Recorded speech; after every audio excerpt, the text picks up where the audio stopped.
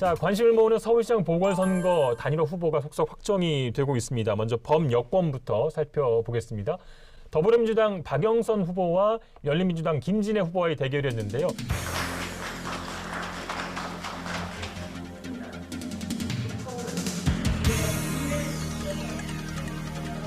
서울 시민 여러분의 선택에 감사를 드립니다. 4월 7일 승리를 위해서 이제 하나가 됩니다. 그동안 함께 단일화 레이스를 펼쳐주신 김진애 후보님 감사드립니다. 매우 유쾌한 단일화 여정이었다라고 생각합니다. 이변은 없었습니다. 먼저 평가부터 좀 해주시죠. 단일화 경선이 있었나요? 있었습니다. 아, 있었어요? 예, 예. 아유, 몰랐어요. 네. 예. 너무 그 관심을 안 범여권이라 기울이시는 그러니까 범여권이 있어요, 민주당 외에?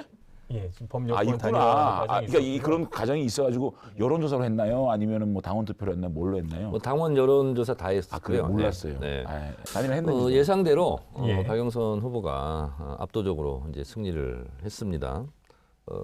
국민의힘과 국민의당의 벌써 나온 이 단일화, 이 지루한 과정, 험난한 과정과 예. 대비돼서 보색 효과, 아름다운 단일화, 아름다운 경선으로 저희도 이제 단일 대우를 형성하게 됐습니다. 이게 95대 5, 99대 1 이러면 100이 아니지 않습니까? 예. 뿌리가 어떻게 보면 같다 보니까 예. 서로 이제 좀 주춤주춤하고 이런 경향이 있었는데 지금은 굉장히 시너지 효과를 일으키면서 핵심 열렬 지지층들이 시너지요? 아니, 깜짝 놀랐습니다. 미안합니다. 정말 미안합니다. 갑자기 저도 모르게 좀 이 시너지라는 얘기를 듣고 좀 제가 죄송합니다. 이게 이제 댓글이라든가 SNS 이렇게 보면 이게 이제 아무래도 경선이다 보면 예. 경선은 경선이거든요. 그래서 지금은 일심동체가 돼서 지금 열심히 잘 하고 있습니다. 네, 그 범야권에 비해서는 뭐 큰 관심을 끌지 못했기 때문에 이제부터가 굉장히 중요할 것 같은데 정 의원님도 이제 박영수 후보와 계속 연락을 주고받고 뭐 계시잖아요. 네. 어떤 좀 전략이 필요할까요? 박영선 후보는 우리의 핵심 지지층에게는 의정 활동했을 때 개혁적인 의정 활동, 뭐 여성 최초 법사위원장, 사개특위위원장, 그리고 BBK 저격수, 그리고 삼성 저격수, 그리고 검경 수사권 조정안 시동을 걸었던 거 이런 부분을 이제 많이 어필을 해야 되겠고요. 똑똑하다, 예. 그리고 일 잘한다, 그리고 선명하다 이제 이런 게 있거든요. 그래서 국민의당 야권 단일 후보와 TV 토론을 하게 되면 상대 우위에 상당히 뚜렷하게 가시적으로 보일 것이다 이렇게 생각합니다. 예. 반론을 거의 지금 안 하고 계셔서 예, 반론할 게 뭐 없어요. 반론할 것도 없고요. 어쨌든 민주당에서는 현재 내놓을 수 있는 최적의 후보라는 생각을 해요. 문재인 정권 들어와서 신친문 인사라고 봐야 되겠죠. 그러니까 반문에 있었는데 친문 인사로서 이제 입각도 했고 또 현역 국회의원이 아니라는 장점도 있었고 그렇기 때문에 박영선 후보가 없었다면 민주당에서 과연 누구를 내놨을까라는 생각이 들 제가 나올 정도로 수 있었죠. 다만 좀 장관을 하면서 사실 정치권에서 굉장히 과격한 이미지가 있었거든요. 뭐 대투쟁력이라든지 이런 과격한 이미지가 있었는데 장관하면서 그것도 좀 벗었고 예. 그래서 민주당 표 고정표 정도 가져가지 않을까 뭐 이렇게 생각합니다. 장제원은 오늘 칭찬합니다. 비교적 국민의힘 의원 치고는 객관적이네요.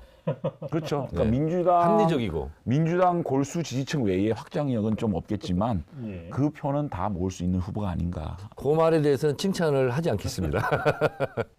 지금 이제 야권에서 이제 후보들이 계속 지지율이 올라가고 있기 때문에 박영수 후보 캠프에서 조금 불안해하지 않을까 뭐 그런 생각 좀 들고요. 어떻습니까? 지금 상황이? LH 사건이 있고 그리고 여론조사에 응답하기를 주저하는 저희 전통적인 민주당 지지층이 있는 것 같아요. 근데 이제 이 LH 사건에 대해서 국민의힘이 미적거리고 주저주저 할 때 저희가 그래도 특검이라든가 네. 국회의원 전수조사라든가 박영선 후보 같은 경우는 부동산 감독청 그런 어떤 정책적인 대안 이런 것도 좀 얘기하고 그래서 많은 부분 좀 만회를 하고 있다. 예. 아직까지 이제 국민들이나 서울 시민들의 마음이 시원하게 응어리가 풀린 건 아니지만 그렇지만 국민의힘에 나왔던 상대 후보들이 실질적으로 개인의 어떤 의혹 이런 것이 휩쓸리면서 실제로 국민의힘 후보 쪽으로 분노가 좀 옮겨가고 있는 상황이다. 어떤 의혹이 있는지 난 이해가 안 되거든요. 그냥 무차별적으로 자신들이 비도덕적인 문제로 발생된 보궐선거에서 상대 후보에 대해서 이렇게 신상 문제로 네거티브를 하는 민주당의 행태는 결코 우리 시민들의 칭찬을 받을 수가 없고 오히려 역풍이 불 거라 생각이 들고요. 다만 판세를 분석하는 데 있어서는 정청래 의원에 동의하는 부분이 많습니다. 한 예로 총선 30일 전에 마스크 대란이 있었어요. 약국 앞에 마스크를 사기 위해서 줄을 서 있는 예. 국민들이 전부 문재인 정권에 대해서 비판을 했어요. 그때는 저희 당이 거의 150석 이상 얻는다라고 예. 생각했었거든요. 여의도연구원에서 저희에게 후보들에게 주는 여론조사를 보면 정말 두 자릿수 이상 막 차이가 났었어요. 그게 한 달 전쯤이었나요? 딱 한 달 예. 전이었어요. 근데 이 선거에 막상 들어가니까 이 조직력이라는 게 지방선거에서 완전히 참패하지 않았습니까? 예. 대한민국 선거 30일 남기면요. 이거는 엄청난 시간이에요. 그렇기 때문에 우리 당이 지금 뭐 다 이긴 것처럼 이렇게 상대 단일 후보 상대에 대해서 예. 폄하하고 비판해서 만약에 하나가 되지 못한다면 결코 이 투표율이 낮은 이 보궐선거에서 민주당을 이길 수 있다고 생각하는 건 저는 굉장히 위험스러운 예. 착각이다. 예. 정말 우리 서울 시민들과 부산 시민들이 체감할 수 있는 그런 정책들을 생산해서 좀 제시를 해야 그나마 좀 승부를 해볼 수 있다는 겸손한 마음을 가져야 된다고 생각합니다. 네. 편집을 각오하고 말씀드리면 네. 총선 때 저도 이제 총선 후보로서 뛰었잖아요. 제가 이번 선거는 크게 이기겠다. 사실은 저하고 많이 알려진 유명한 뉴스공장 그분하고 예. 사실상 내기를 했었어요. 저는 180석 된다고 2달 전부터 저는 이렇게 얘기를 했었거든요. 국민의힘에서 계속 우한폐렴이라고 계속 얘기를 하더라고요. 그래서 우리 지역구 같은 경우도 국민의힘 후보가요. 약국에 마스크 사려고 쓰고 있는 사진을 이미 대란이 끝난 상태에서 그게 공보물로 나가더라고요.